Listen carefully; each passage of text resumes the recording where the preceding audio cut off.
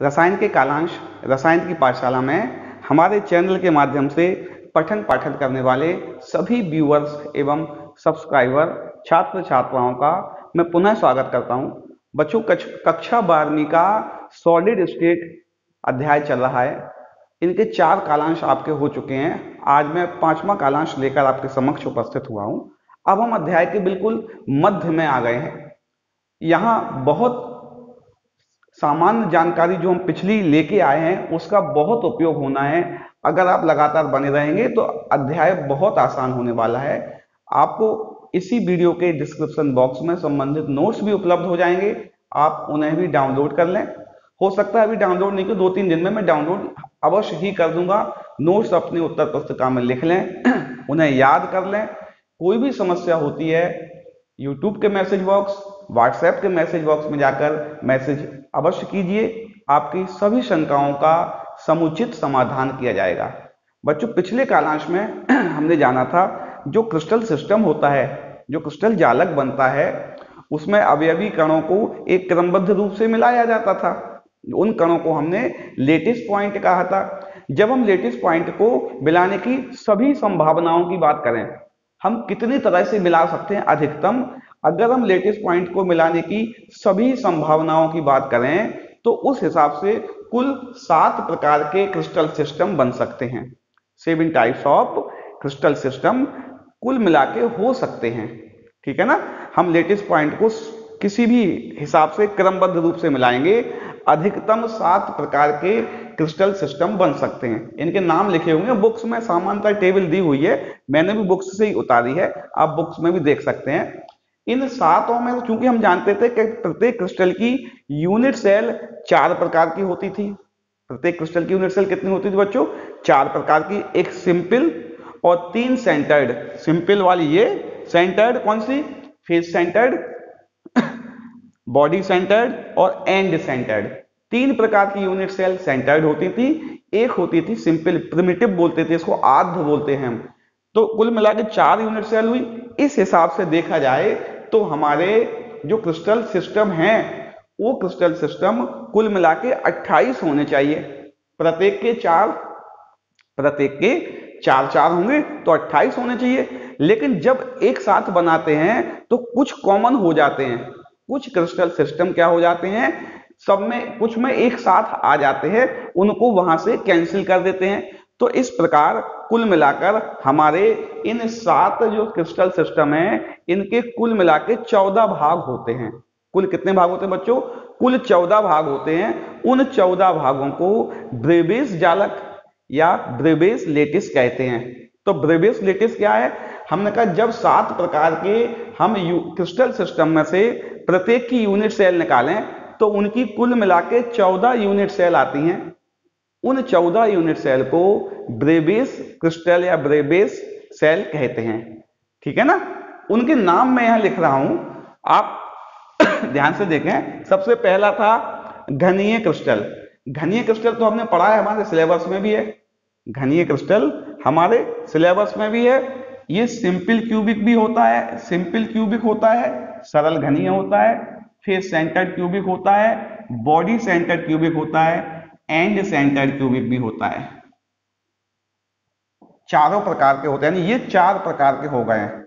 घनीय जालक सिस्टम कुल 4 प्रकार के होते हैं। इसी प्रकार जो विषम लंबाक्ष क्रिस्टल सिस्टम है यह भी 4 प्रकार का होता है। चारों कौन कौन से? Simple, face centred, body centred, and centred. ये मैंने लिख रखे हैं वहां पे आप नाम देख सकते हैं, हिंदी में भी नाम लिख रखे हैं। आता है द्विसम लंबाक्ष। द्विसम लंबाक्ष बच्चों सिंपल तो होता ही होता है, इसके साथ साथ बॉडी सेंटर्ड यूनिट सेल भी इसकी होती है। सिंपल यूनिट सेल होती है इसकी और बॉडी सेंटर्ड यूनिट सेल होती है। साथ में एकंताक्ष की भी सिंपल और बॉडी सेंटर्ड यूनिट सेल होती है। इसके अलावा सारी यूनिट सेल एक दूसरे को क्रॉस कर जाती हैं, एक दूसरे से मिल जाती हैं, एक समान आ जाती हैं, इसलिए यह केवल सिंपल यूनिट सेल होते हैं। यह यूनिट सेल कैसे होते हैं? केवल सिंपल। ये हो गए 2, ये हो गए 2 और ये 1, 1 और 1। अगर हम काउंट करें 4 और 4 8 और 2 10, एक एक 2 3 4 5 6 7 हो गए ना, 4 और 4 8 और 2 10, 2 12 13 14। एक यूनिट सेल बेटा इसमें मिस हो रही है, ज्यादा हो रही है, हो सकता है ये मैं पॉज करके मैं देख लूं बच्चों थोड़ा। कुछ बुक्स में बच्चों एंड सेंटर्ड नहीं लिखा हुआ है, मैंने अभी बुक्स में देखा भी है, कुछ में नहीं लिखा हुआ, 3 लिखे हुए, लेकिन इस हिसाब से देखा जाए तो 15 हो जाएंगे, वैसे 14 हो रहे हैं, ठीक है ना। अगर इसको नहीं लिखा होगा तो ये 3 होंगे, वैसे ये 4 होते हैं। बुक्स में भ्रम की स्थिति है बच्चों, एक आध इसमें मिस हो रहा है कहीं पे। आप कुल मिला के 14 सिस्टम होते हैं, तो अगर 3 लेंगे तो 3 और 4 7 और 2 9 और 2 11 और 3 14 हो गए। कुल 14 क्रिस्टल सिस्टम होते हैं। इन 14 क्रिस्टल सिस्टम को हम ब्रेबेस जालक या ब्रेबेस लेटिस कहते हैं। इनकी बॉन्ड पेरीमीटर्स की हमें चर्चा करनी है।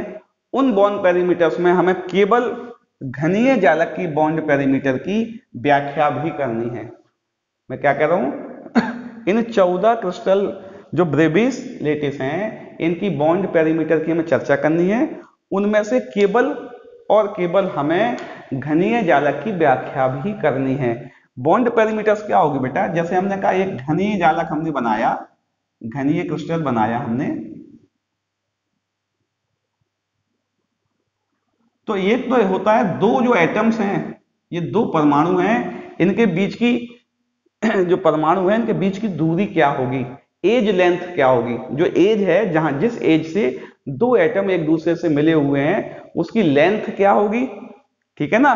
दूसरी बात, जब ये घन बन रहा था तो इसको ये बनाने वाली तीनों जो एज थी, इनके बीच का एंगल क्या होगा, इनके बीच का एंगल क्या रहा होगा, इनमें रिलेशन देखा जाता है। यह रिलेशन बॉन्ड पेरीमीटर कहलाता है। अर्थात किसी भी क्रिस्टल सिस्टम को बनाने वाली भुजाओं की लंबाई, अर्थात दो एटम के बीच की दूरी और दो भुजाओं के बीच का कोण, इनमें जो संबंध आता है वह संबंध बताने वाले पेरीमीटर्स बॉन्ड पेरीमीटर्स कहलाते हैं।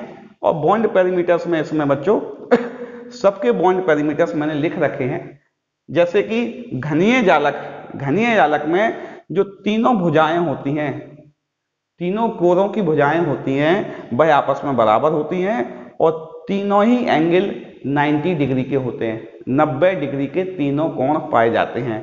इसका एग्जाम्पल सोडियम क्लोराइड है। कौन सा है? Sodium chloride. अगला है विषम लंबाक्ष।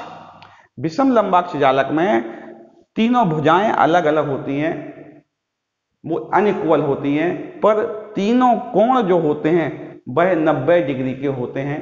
और हमने विषम लंबाक्ष सल्फर, चूंकि आपके सिलेबस में है, सल्फर की संरचनाओं में एक अंताक्ष विषम लंबाक्ष सल्फर हम पढ़ेंगे, ठीक है ना। तो वहां हम पढ़ेंगे भी, तो यहां हमने इसकी व्याख्या भी कर दी, विषम लंबाक्ष गंधक या सल्फर। अगला है द्विसम लंबाक्ष।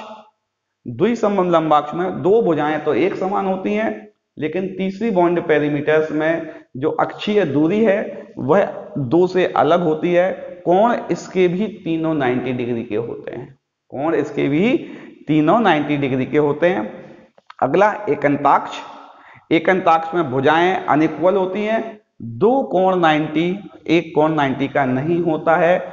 एकंताक्ष गंधक इसका उदाहरण है। षटकोणीय बच्चों हमने पहले पढ़ाया था, इसका उदाहरण ग्रेफाइट है। आप बकाया इसकी प्रॉपर्टीज लिखी हुई हैं, वो टेबल में आसानी से पढ़ सकते हैं। ये जो टेबल दी हुई है इसमें आसानी से इनको पढ़ सकते हैं बेटा ना, प्रॉपर्टीज को। आज का यह छोटा लेक्चर बच्चों इतना ही दिया जा रहा है।